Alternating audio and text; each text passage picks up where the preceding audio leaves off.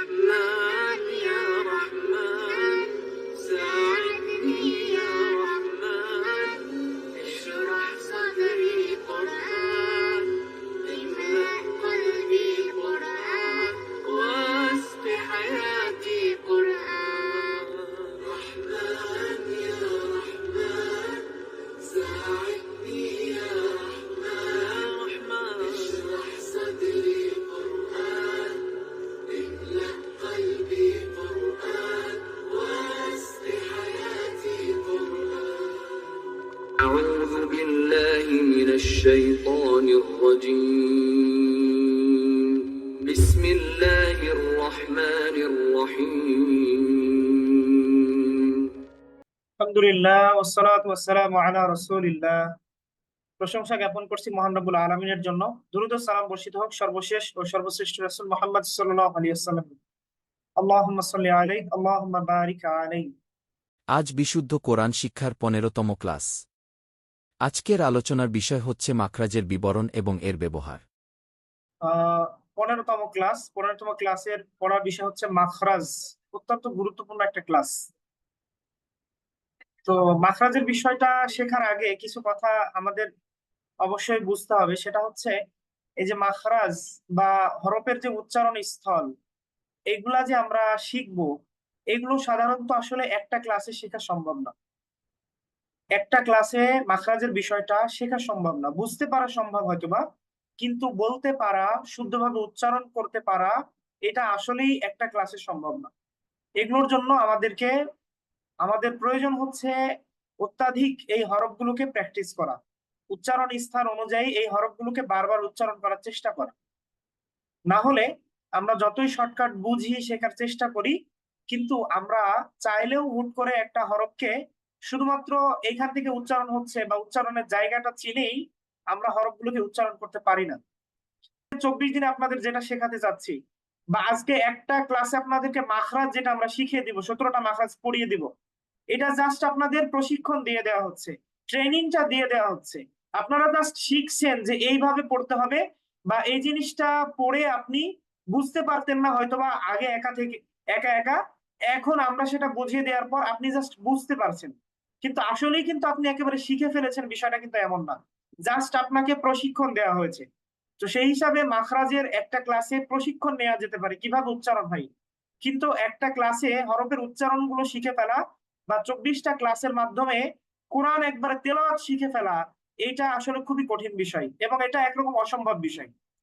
এই 24টা ক্লাসের পর আরো 24টা ক্লাস যেগুলো পড়েছেন সেগুলো আপনাদেরকে প্র্যাকটিস করতে হবে। আরো 48টা ক্লাস আপনাদেরকে এরকম করে তেলাওয়াত করতে হবে, তাহলেই না কোরআন তেলাওয়াত শেখা হবে। এবং এই বিষয়ে যদি আমরা আগ্রহ না রাখি, তাহলে এই 24 দিন পর আর মোটামুটি 4-5 দিন পর দেখবেন যে আর পড়তেও পারছেন না, কিছুই করতে পারছেন না। এই জন্য মৌলিক যে কথাটা বলতে চাচ্ছিলাম, যে সবকিছুর ক্ষেত্রে যেন আমাদের অনুশীলনটা, প্র্যাকটিসটা যেন জারি থাকে, না হলে কিন্তু এই বিষয়গুলো আমরা আত্মস্থ করতে পারবো না। আচ্ছা, যাই হোক, আমরা তাহলে আজকে মাখরাজ শুরু করি। তো মাখরাজ কি? মাখরাজ শব্দের শাব্দিক অর্থ যদি আমরা হিসাব করি, তাহলে এটার নাম হচ্ছে বের হওয়ার স্থান। এটার অর্থ মাখরাজ মানে হচ্ছে বের হওয়ার স্থান। এই জন্য আপনি দেখবেন আরব দেশগুলোতে যে জায়গাগুলোতে, যেমন আমাদের ইন্টার এক্সিট এইরকম লেখা থাকে। তো আরব আরব দেশের ভাষা যেহেতু আরবি, তো যেগুলো বের হওয়ার জায়গা, বের হওয়ার দরজা, ওইখানে কিন্তু মাখরাজ লেখা থাকে যে এই দিক দিয়ে মানুষ বের হতে পারবে। তাহলে মাখরাজের শাব্দিক অর্থ হচ্ছে বের হওয়া। তাহলে যে কোনো জায়গা যেটা দিয়ে বের হওয়া যায় সেটার নাম হচ্ছে মাখরাজ।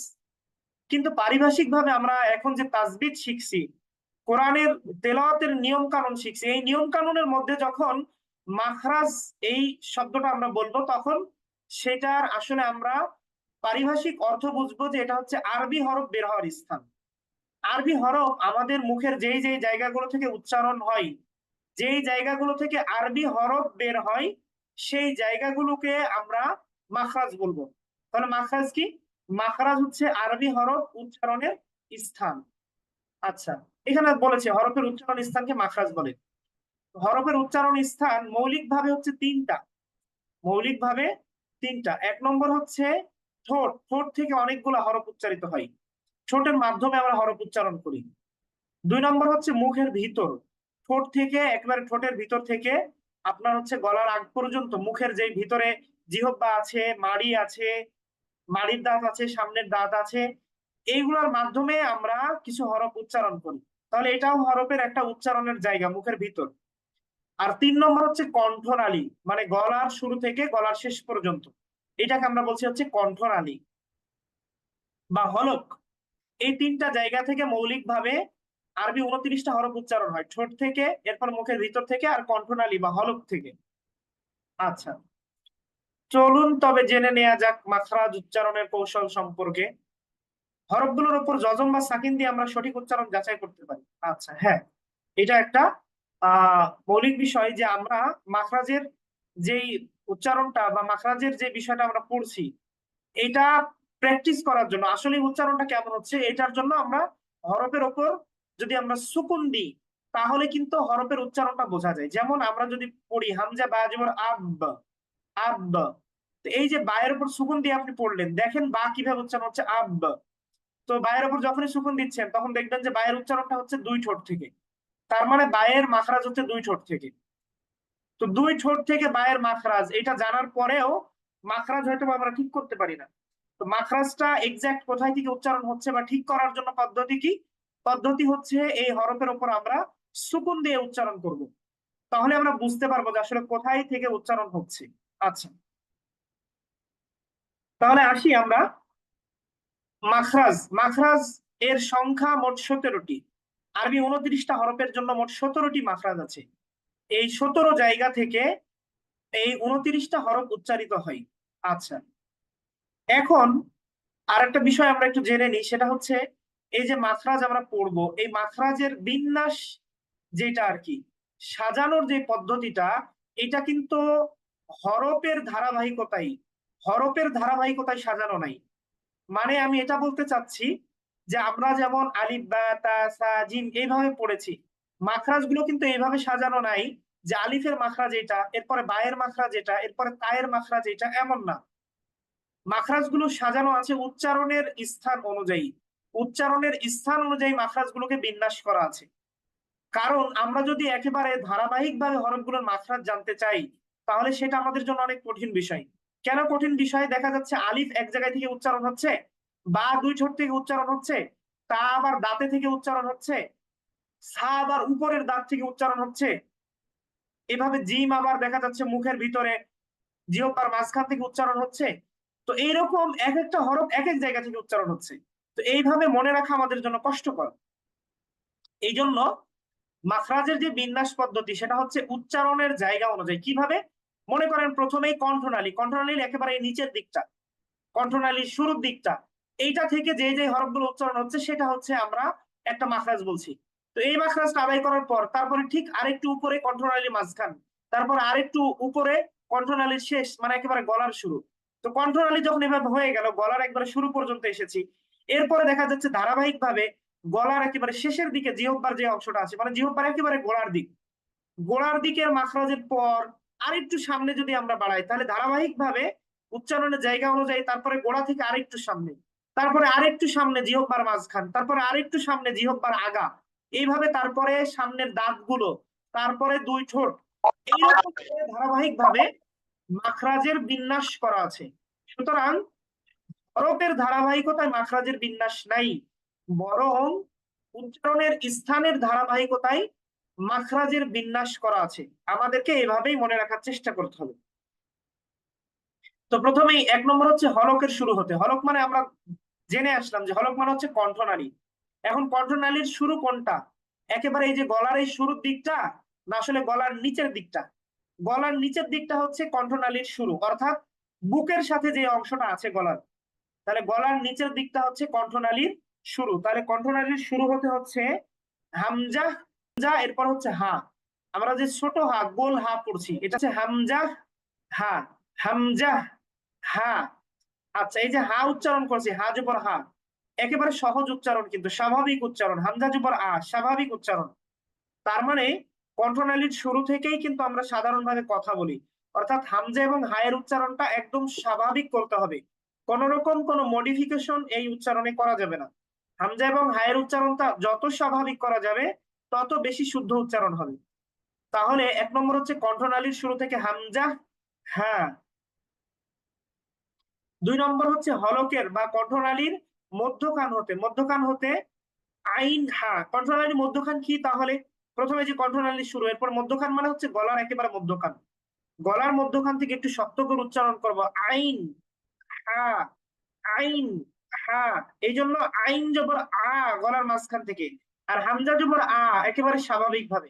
মাখরাজের পার্থক্যের কারণে উচ্চারণে পার্থক্য হচ্ছে। আবার আগের যে গোল হা জবর হচ্ছে হা, কিন্তু হা জবর হা, বড় হা জবর হা গলার মাঝ। এরপরে 3 নম্বর হচ্ছে হলকের শেষ ভাগ হতে। হলকের শেষ ভাগ হতে মানে কণ্ঠনালীর শেষ ভাগ। কণ্ঠনালীর শেষ ভাগ মানে কি? তাহলে গলার একেবারে শুরু, গলার একেবারে শুরু কণ্ঠনালীর শেষ ভাগ হতে গইন খ, গইন খ, গইন খ। একেবারে এই যে খ উচ্চারণটা যদি আমরা করি তাহলে মাখরাজটা আমরা বুঝতে পারবো। হামজা খ জবর আখ, আখ। হামজা গইন জবর আগ, আগ। তো এই গইনের উপর যদি আমরা সুকুন দিয়ে টেস্ট করি যে আসলে কোথায় থেকে গইনটা উচ্চারণ হচ্ছে, তাহলেই বুঝতে পারবো আমরা যে গইন উচ্চারণ হচ্ছে গলার একবারে শুরু থেকে, মানে কণ্ঠনালীর শেষ থেকে। গইন খ, গইন খ। আচ্ছা, এই প্রথম যে 3টা মাখরাজ আছে, এই 3টা মাখরাজই কিন্তু আপনার হচ্ছে ইজহারের হরফ। হামজা হা, আইন হা, গইন খ। তার মানে প্রথম 3টা মাখরাজকে যদি আমরা মনে রাখতে পারি, তাও ইজহারের হরফ আমাদের মনে থাকবে। হামজা হা, আইন হা, গইন খ। আচ্ছা, এরপরে 4 নম্বর মাখরাজ। 4 নম্বর মাখরাজ হচ্ছে জিহ্বার গোড়া তার বরাবর উপরের তালুর সঙ্গে লাগে। এখন দেখেন, আমরা কিন্তু বলছি যে উচ্চারণের ধারাবাহিকতাই মাখরাজের বিন্যাস করা আছে। তাহলে প্রথমে হলো কণ্ঠনালীর শুরু মানে একেবারে নিচের দিকটা, তারপরে মাঝখানে, তারপরে গলার একেবারে শুরু মানে কণ্ঠনালীর শেষ।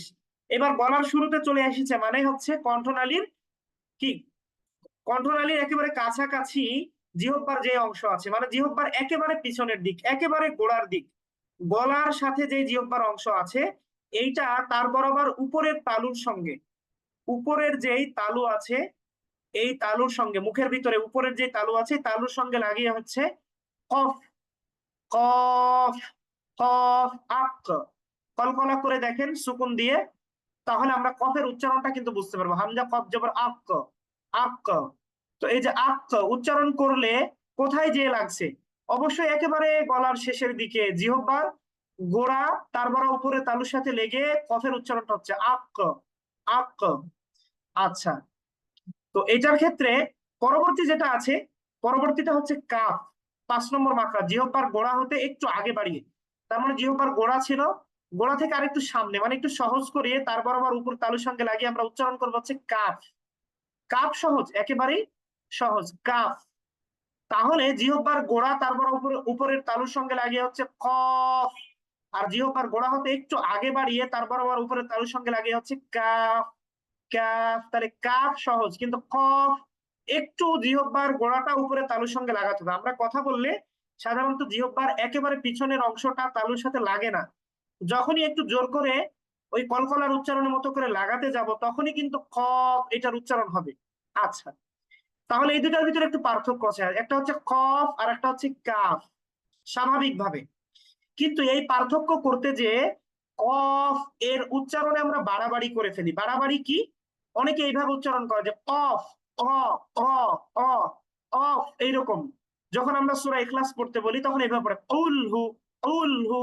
তো আপনি একটু খেয়াল করেন, যদি এইভাবে আমরা বলি যে উলহু, তাহলে কিন্তু কফের উচ্চারণটা একেবারে গলার মধ্যে চলে যাচ্ছে, উল। তাহলে গলার মধ্যে তো কফের মাঝখান মাখরাজ না, কফের মাখরাজ হচ্ছে গলার একেবারে কাছাকাছি, কিন্তু গলার মধ্যখানে না।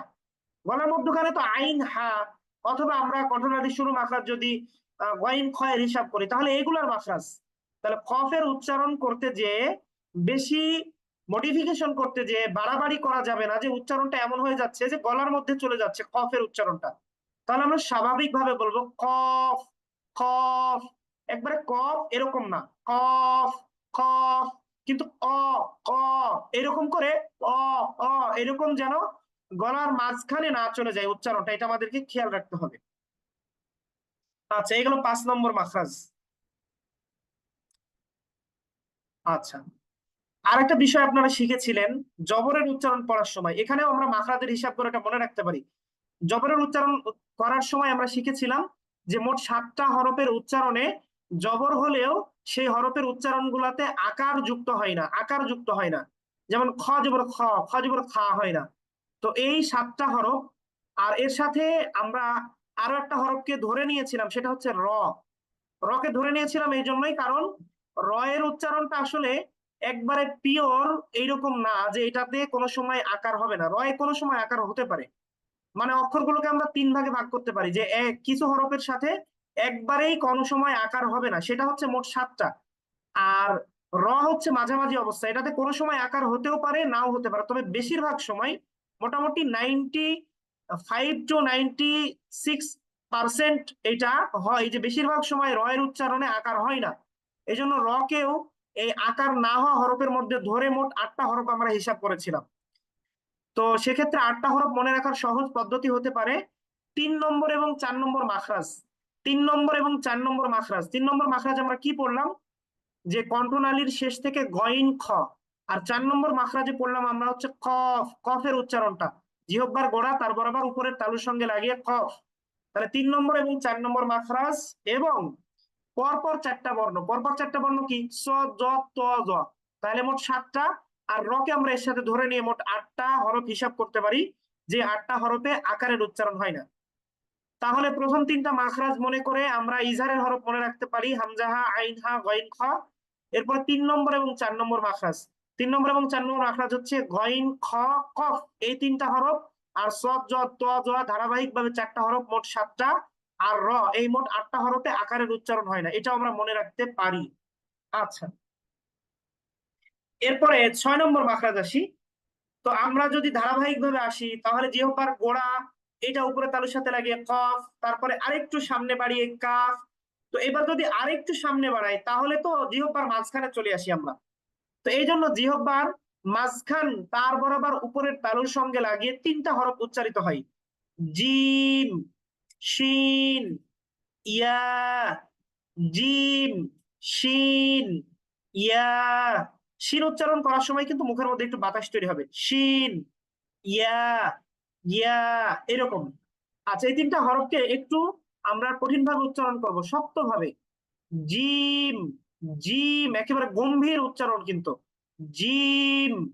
আচ্ছা, আপনি যদি সুকুন দিয়ে উচ্চারণ করেন হামজা জিম জবর আজ, দেখেন জিহ্বার মাঝখান কিন্তু উপরের তালুর সাথে লেগে যাচ্ছে।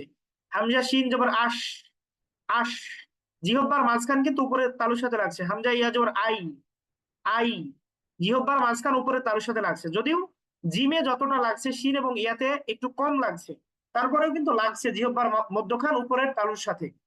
তাহলে 6 নম্বর মাখরাজ হচ্ছে জিহ্বার মধ্যখান তার বরাবর উপরের তালুর সঙ্গে লাগিয়ে জিম, শিন, ইয়া। 7 নম্বর মাখরাজ, এটা নিয়ে আমাদের সমাজে সবচেয়ে বেশি মারামারি, সেটা হচ্ছে দদ।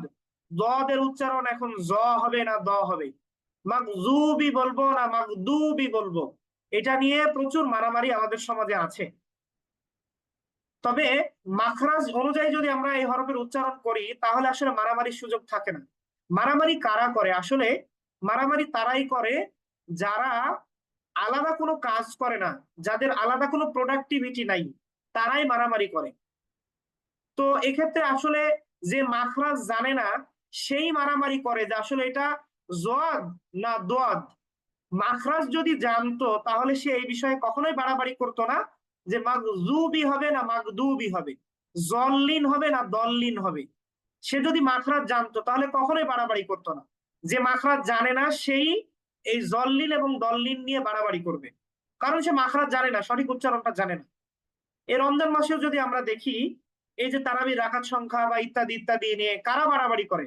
যারা আদৌ আসলে 5 ওয়াক্ত সালাত আদায় করে না, তারপরে সিয়ামের বিষয়গুলোকে যথাযথভাবে, অন্য আরো যেসব বিষয়গুলো সিয়ামের সাথে সংশ্লিষ্ট, তারাবির ব্যাপারে আলাদা সওয়াব আছে, কিন্তু তারাবি কিন্তু আসলে এইরকম না যে এটার সাথে সিয়াম শর্ত যুক্ত, যে তারাবি না পড়লে সিয়াম আদায় হবে না। তো এইটা হিসাব করে যারা যেগুলো শর্তযুক্ত সেই কাজগুলো ঠিকঠাক করতে পারে না, যেমন আল্লাহ রাসূল বলছেন যে মানলাম ইয়াদা কাওলা যুরি ওয়াল আমালা বিহি ফালাইসা লিল্লাহি হাজ্জাতুন ইয়াদা তাআমাহু ওয়া শারাবাহু, যে ব্যক্তি অসার অশ্লীল কথাবার্তা ত্যাগ করতে পারলো না, তার না খেয়ে থাকার ব্যাপারে আল্লাহ তাআলার কোনো মানে বিষয় নাই, এটার ব্যাপারে আল্লাহর কোনো মনোযোগ নাই, মানে তার সিয়ামের বিষয়টা বিতর্কিত হয়ে গেল, তার সিয়াম কবুল হবে না। তাহলে যে অন্যায় অশ্লীলতা যে সিয়ামের সাথে শর্তযুক্ত ছিল, এইটা নিয়ে ভাবার মানুষ খুব কম আছে। এইগুলা যারা ঠিকঠাক ভাবে পালন করতে যাচ্ছে, তার সিয়াম হচ্ছে কিনা হচ্ছে না, এই ব্যাপারে যে কনসার্ন, এই ব্যাপারে যে মনোযোগী, সে আসলে রাকাত সংখ্যা নিয়ে মারামারি করার সময়ই পায় না। সে ভয়ে থাকে যে আমার সিয়ামটা কবুল হচ্ছে কিনা। কিয়ামের বিষয়টা, তারাবির বিষয়টা অনেক পরের বিষয়। কিন্তু যারা আসলে সারাদিনের এই অন্যায় অশ্লীলতা সিয়ামের অন্যান্য শর্তগুলোর ব্যাপারে যারা মনোযোগী না, এরা তারাবির রাকাত সংখ্যা নিয়ে মাচান গরম করে ফেলে। এই জন্য আসলে এই যত রকমের বিতর্ক আছে, যত রকমের ঝামেলা আমাদের সমাজে আছে, ওরামি আমাদের সমাজে আছে, বাড়াবাড়ি আছে, এগুলো সব নন প্রোডাক্টিভ মানুষের কাজ। যারা প্রোডাক্টিভ মানুষ তারা কখনো এইরকম কোনো বিতর্কে জড়ায় না। সুতরাং আপনাদেরকে আমি প্রোডাক্টিভই মনে করি, এবং আপনারা এই বিতর্কে জড়াবেন না যে আসলে মাগদুবি দলিন না দলিন কি হবে। যদি আমরা মাখরাজের উচ্চারণ করি ঠিকঠাক ভাবে, তো দোয়াদের মাখরাজ হচ্ছে অন্যতম কঠিন মাখরাজ, এবং এই দোয়াদ হরফের উচ্চারণটা এতই সূক্ষ্ম যে এই সূক্ষ্ম উচ্চারণটা আর কোনো ভাষায় নাই। দোয়াদের মাধ্যমে যেই ধ্বনির উচ্চারণটা হয়, এই ধ্বনির উচ্চারণটা আরবি ভাষা ছাড়া আর অন্য কোনো ভাষায় ট্রান্সফর্ম করা সম্ভব না। যেই কারণে দোয়াদ এমন একটা বর্ণ, এমন একটা ধ্বনি, যেইটাকে দিয়ে পুরো আরবি ভাষার পরিচয় দেওয়া যায়। এইরকম স্বতন্ত্র একটা বর্ণ, যে আরবি ভাষাকে বলা হয় লুগাতু দদ, দদের ভাষা। কারণ দদের মতো এত সূক্ষ্ম উচ্চারণ আর অন্য কোনো ভাষায় নাই। সুতরাং আমাদের চেষ্টা করতে হবে সেই সূক্ষ্ম উচ্চারণ প্র্যাকটিস করার। তো আপনি আসলে এখন তাহলে আমরা বিতর্কের সমাধান দিই, আসলে দদ না জদ, কোনোটাই না। যদি আমরা দ দিয়ে পড়ি, দদ বা জদ দুইটাই ভুল উচ্চারণ। যে ওয়ালা জলিন অথবা ওয়ালা দলিন দুইটাই ভুল উচ্চারণ। বরং দদের উচ্চারণ হচ্ছে মাঝামাঝি অবস্থা, জ এবং দ এর মাঝামাঝি অবস্থা, এবং এতটাই সূক্ষ্ম, এতটাই মাঝামাঝি যে আপনি যদি এই কিছুটা জ উচ্চারণে অভ্যস্ত হয়ে থাকেন, তাহলে আপনাকে যদি কোনো কারির তেলাওয়াত ফলো করতে বলি, তাহলে আপনি যদি একটু কান খাড়া করে শোনার চেষ্টা করেন, যে মনে হয় জ উচ্চারণ করছে, তো আপনি দেখবেন আপনার কানে আপনি এরকমই বুঝতে পারছেন যে মনে হয় ওরা জলিন মাগদুবি তাই বলছে। আবার যদি আপনি এইটা মাথায় নিয়ে শোনা শুরু করেন যে না, এটার উচ্চারণ তো মোটামুটি দ এর মতো, তো আপনি দেখবেন যে উচ্চারণ যেটা করছে সেটা অনেকটাই শুনতে তখন দয়ের মতোই লাগছে, যে মাগদুবি আলাইহিম ওয়ালাদ-দাল্লিন, তো অনেকটা দয়ের মতো লাগছে। তার মানে এই দদের উচ্চারণ এমন সূক্ষ্ম উচ্চারণ যে জ এবং দ আসলে পার্থক্যই করা যায় না। তো উচ্চারণটা কি তাহলে আমরা একটু করার চেষ্টা করি। 7 নম্বর মাখরাজ হচ্ছে জিহ্বার গোড়ার কিনারা সামনের উপরের এক পাশের দাঁতের গোড়ার সঙ্গে লাগিয়ে, অথবা কোনো কোনো জায়গায় মাখরাজটা লেখা থাকে যে দুই পাশের দাঁতের গোড়ার সঙ্গে লাগিয়ে। তার মানে হচ্ছে জিহ্বার গোড়ার কিনারা। আমার হাতটা যদি আপনারা দেখে থাকেন তাহলে দেখবেন, এই যে আমার হাতটা, আপনারা যদি হাতটা দেখে থাকেন তাহলে এটাকে যদি আমরা জিহ্বা হিসাব করি, তাহলে জিহ্বার গোড়ার কিনারা মানে কি, গোড়া মানে এই পিছনের দিকটা একবারে। তো এই পিছনের এই যে সাইড গুলো আছে, এই কিনারা গুলো, এই যে এই হাতের এই গোড়াটা যদি আমরা জিহ্বা হিসাব করি এটা, তাহলে এই পিছনের দিকে এই যে কিনারা গুলো আছে, সাইডটা, এই সাইডটা হচ্ছে এই দাঁতের মাড়ির সাথে, আর এই সাইডটা হচ্ছে এই দাঁতের মাড়ির সাথে। তার মানে জিহ্বার একেবারে শেষের দিকের যে পার্শ্ব আছে, সাইড আছে, এই সাইডটা উপরের দাঁতের মাড়ির সাথে লাগাতে হবে। ডান সাইডটা ডান মাড়ির সাথে, বাম সাইডটা বাম মাড়ির সাথে লাগিয়ে জ এবং দ এর মাঝামাঝি। সুতরাং জল্লিন বা দল্লিন উভয়টাই ভুল। আপনি যে কোনো ভালো হাফেজের কারির তেলাওয়াত শুনবেন, তিনি আহলে হাদিস সালাফি হন অথবা হানাফি মাযহাবের অনুসারী হন, যেই হন, যদি ভালো কোনো হাফেজ তেলাওয়াত করে তাহলে সে অবশ্যই এই দুয়ের মাঝামাঝি দোয়াতকে উচ্চারণ করে, গায়রিল মাগদুবি আলাইহিম ওয়ালাদ-দাল্লিন এরকম উচ্চারণ করে। আচ্ছা, সুতরাং দোয়াদের মাখরাজ হচ্ছে জিহ্বার গোড়ার কিনারা, উভয় পাশের কিনারা উভয় দাঁতের মাড়ির সাথে লাগিয়ে দোয়াদের উচ্চারণ করতে হবে, জ এবং দ এর মাঝামাঝি। আচ্ছা, আমাদের হাতে একেবারে সময় কম, আমরা পরে মাখরাজ গুলো দেখি। 8 নম্বর মাখরাজ। এখন এরপরে তাহলে জিহ্বার গোড়ার কিনারা হলো, এবার হচ্ছে জিহ্বার আগার কিনারা। আগার কিনারা সামনের উপরে এক পাশের দাঁতের গোড়ার সঙ্গে লাগিয়ে লাম। তো এটা একেবারে সহজ উচ্চারণ, নামের উচ্চারণ নিয়ে কোনো ঝামেলা হবে না। তাহলে জিহ্বার আগার কিনারা সামনের উপরের দাঁতের গোড়ার সাথে লাগিয়ে লাম। আপনি সুকুন দিয়ে উচ্চারণ করেন তাহলেই বুঝতে পারবেন যে লাম কিভাবে উচ্চারণ করা হচ্ছে। হামজা লাম জবর আল। তো দেখেন এই যে হামজা লাম জবর, লামকে যখন সুকুন দিয়ে উচ্চারণ করছি তখনই কিন্তু জিহ্বার গোড়ার কিনারা উপরের দাঁতের মাড়ির সাথে লেগে যাচ্ছে। আল, হামজা লাম জবর আল, তাহলে লামের উচ্চারণ একেবারেই সহজ, এটা নিয়ে আমাদের খুব সমস্যা হবে না।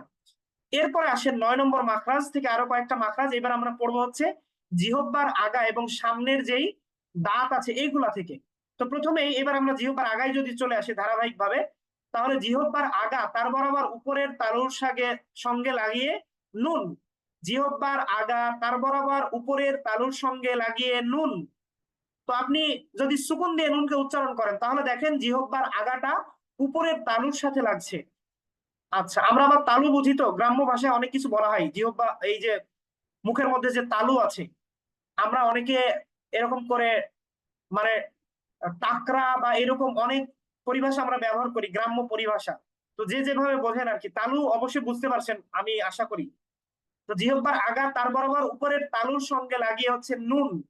তো আমরা সুকুন দিয়ে যদি পড়ি হামজা নুন জবর আন, তো দেখেন জিহ্বার আগা কিন্তু উপরের তালুর সাথে লাগছে।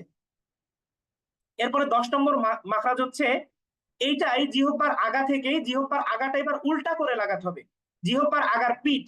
তাহলে নুনটা, এটা যদি জিহ্বা হয় তাহলে নুনটা এইটা উপরের তালুর সাথে লাগছে এরকম করে, আর রটা হবে এইরকম করে, এইরকম করে। জিহ্বার আগাটা উল্টা করে যদি আমরা উপরের তালুর সাথে লাগাই তাহলে রয়ের উচ্চারণ হবে। তাহলে 10 নম্বর মাখরাজ হচ্ছে জিহ্বার আগার পিঠ উপরের তালুর সাথে লাগিয়ে র। র আপনি সুকুন দিয়ে উচ্চারণ করেন, হামজা র জবর আর, আর। তো আমরা রয়ের উচ্চারণ করলে দেখতে পাচ্ছি যে জিহ্বার আগার পিঠ উপরের তালুর সাথে লাগছে। এরপরে 11 নম্বর মাখরাজ। 11 নম্বর মাখরাজ এইবার হচ্ছে আমাদের সামনের যেই দুই দাঁত আছে, উপরে দুই দাঁত আছে নিচে দুই দাঁত আছে, এই দুই দাঁত এবং জিহ্বা থেকে এই মাখরাজ গুলো উচ্চারণ হয়। তো প্রথমে 11 নম্বর মাখরাজ হচ্ছে জিহ্বার আগা সামনের উপরের দুই দাঁতের গোড়ার সঙ্গে লাগিয়ে, গোড়ার সঙ্গে লাগিয়ে হচ্ছে ত দাল তা, ত দাল তা। তো এখানে খেয়াল করেন, আমরা যদি ত দাল তা উচ্চারণ করি তো স্বাভাবিকভাবে কিন্তু এটা উচ্চারণ হয় ত দাল তা। ত দাল তা নিয়ে আমাদের সমস্যা হয় না। কোথায় লাগছে আপনি একটু সুকুন দিয়ে উচ্চারণ করেন, হামজা তো জবর আত। কোথায়? এই যে সামনের দুই দাঁত আছে, এই দুই দাঁতের একবারে গোড়ার সঙ্গে লাগছে। সামনের উপরের যে দুই দাঁত আছে দুই দাঁতের গোড়ার সঙ্গে লাগিয়ে তিনটা হরফ আমরা উচ্চারণ করি, তা দাল তোয়া। আচ্ছা,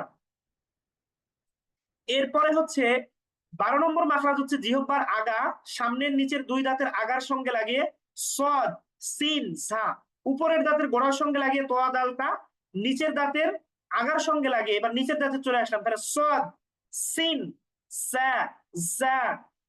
জায়ের উচ্চারণ ঠিকঠাক করতে হবে, ঝা এমন না, জা সদ সিন সা।